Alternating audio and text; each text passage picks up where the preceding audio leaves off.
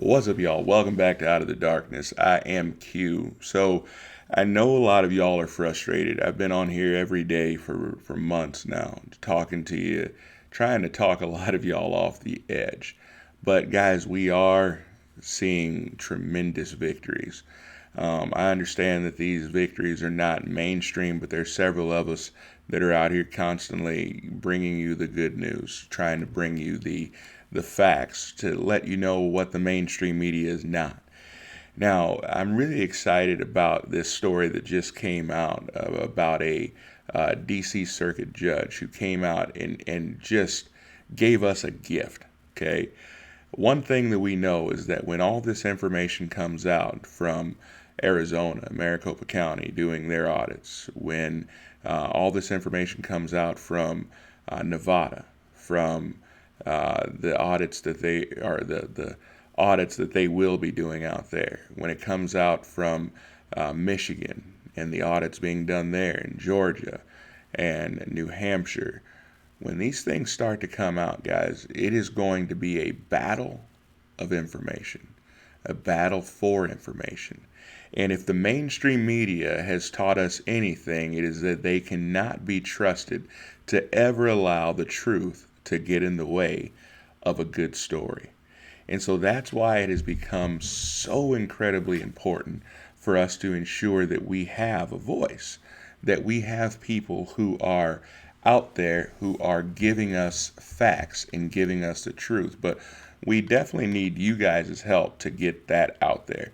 We can only reach so many people, and with these large tech platforms, they are doing everything within their power to quiet us, to hide our videos and knock them down the algorithm as far as possible. So we need you guys to share these videos, to like these videos. Now, I actually do have a story here that's going to uplift your spirits. Okay, so in 2018, I know we're going back a little ways, but bear with me because this gets really good really quick. So in 2018, there was a lawsuit that was brought against some Liberian government officials. Okay, they were accused of taking bribes from ExxonMobil. All right, they then turned around and sued Global Wellness for defamation claims, and those defamation claims were actually dismissed this week. Okay, so 2018, they were dismissed by the circuit court in Washington D.C. Now, the hero of this story is actually Judge Lawrence Silberman. Okay, he was actually appointed to the court by none other than the champion of freedom, Ronald Reagan. Back in, I believe it was 1980, if I'm not, or 82. I'll get that for you here in a second. But he stated that it was time for us to revisit the New York Times versus Sullivan case that granted media protections from being sued by public officials in protecting the First Amendment. So essentially what this piece of legislation was, that allowed these media companies to be protected from being sued for libel from public officials. So they didn't want the press to ever be stifled from being able to come out and bring truth or bring information about public figures. That was the reason why they tried to make it out that Nicholas Sandmann was a public figure, because he'd been talked about, but they turned him into a public figure. So Lynn Wood was able to shoot that down, but that's why they were able to get away with all the lies they told about President Trump. And so he goes on, and I want to actually read his dissent. The reason for that is this is so brilliantly put, and I know many of you have been talking about it in the chats. You've been talking about it in the comment section. When we do our live streams, you guys talk about the way that mainstream media has gone and how they have really stabbed the American people in the back. So he said new considerations have arisen over the last 50 years that make the New York Times decision, that's New York Times versus Sullivan, which I believe I have faithfully applied in my dissent. A threat to American democracy. He's definitely not pulling any punches. It must go.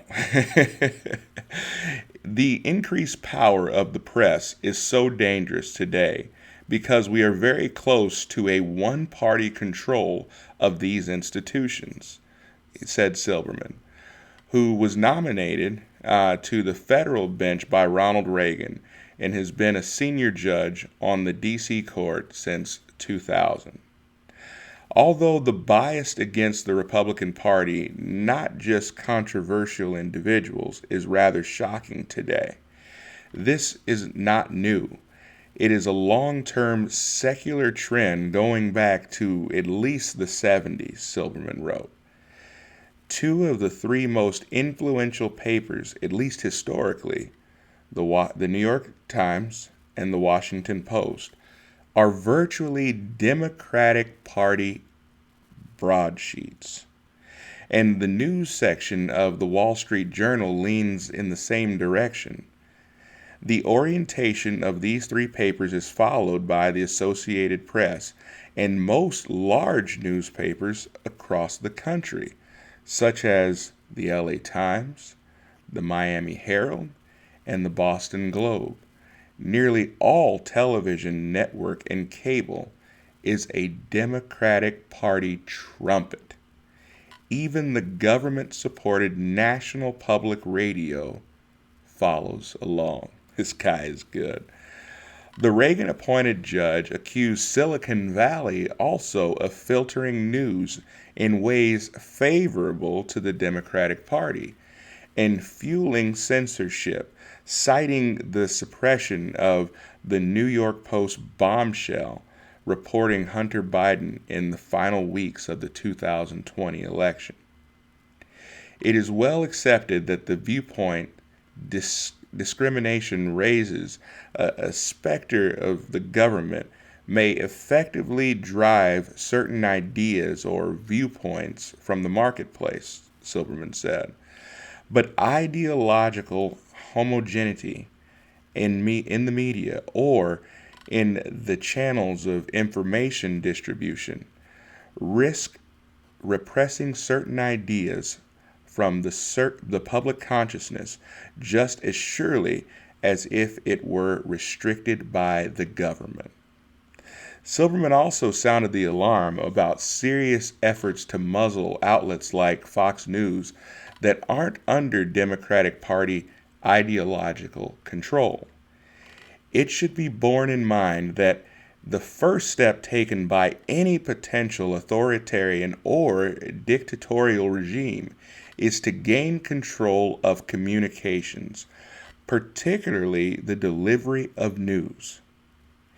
It is fair to conclude, therefore, that one-party control of the press and media is a threat to a viable democracy.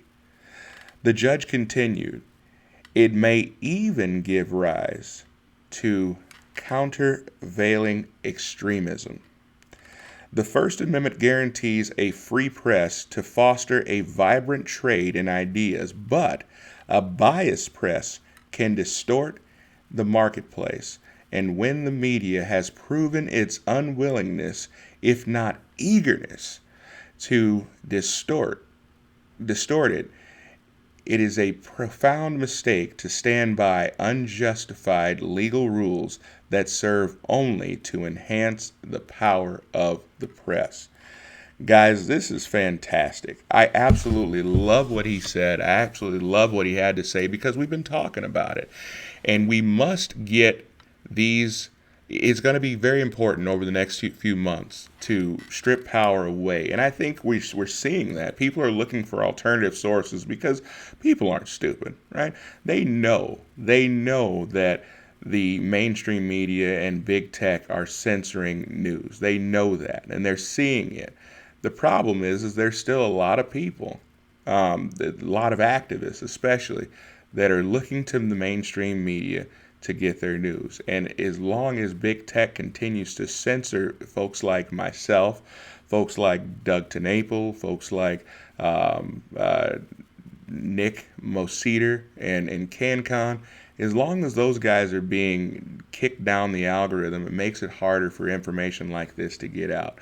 That's why I know we harp on you guys to like, share, and subscribe to our videos, to click that little bell to be notified when we drop content, because it's so important. You guys are our hands and feet. We need you guys to help us push this message out past the algorithm of YouTube. It's so important. But guys, let me know what you guys think about this, because he is literally calling for the reining in of the news media, of mainstream media. I want to know what you guys think about that. Do you feel it's a slippery slope? Do you feel it's high time that we do it? Do you feel that the founding fathers, when they guaranteed us freedom of speech and the freedom of the press, that they saw this point coming where we would have a media that was basically the propaganda arm of the Democratic Socialist Party? Let me know what you guys think. I look forward to seeing you guys' comments. I had to do it. Be sure to like, share, subscribe, hit that little like button. We'll see you next time. Have a great day.